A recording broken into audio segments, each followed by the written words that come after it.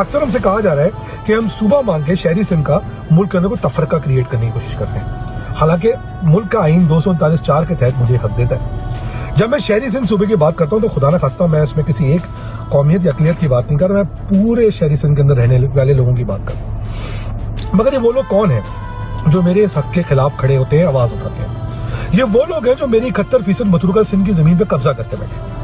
ये वो लोग हैं जो यहाँ पर सिंधु देश बना के मुल्क को तोड़ना चाहते हैं। उनको पता है कि शहरी सिंध सूबा बनने से सिंधु देश की कोई औकात नहीं रह जाएगी। ये वो लोग हैं जो 18वीं तरमीम के बाद से इस सूबे को मिलने वाले 10,000 से 12,000 अरब खा चुके हैं और आज अंदरूनी सिंध में मां सिवाय कुत्ते काटे के, मौत के, भूख के, अफलास के सब कुछ मर गया, मगर सिर्फ भुट्टो जिंदा है। और आज शहरी सिंध के अंदर भी आप देखें तो किसी किस्म का कोई तरक्याती काम 10-12 साल में नहीं हुआ।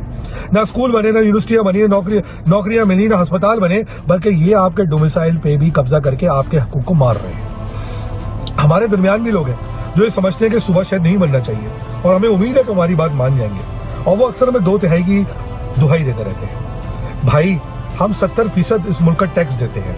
हमारा हक है कि अगर हम आइन के अंदर कोई रद्दो बदलाव चाहें हम ला सकते हैं अपनी ताकत के थ्रू, उस पर फिर कभी बात करेंगे। और मैं आवाम को एक बात और कहना चाहता हूँ, ये क़यादत का मुत्तहद होने का चूरन अब सुनना बंद कर दो।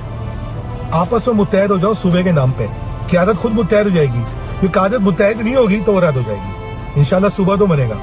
पाकिस्तान जिंदाबाद।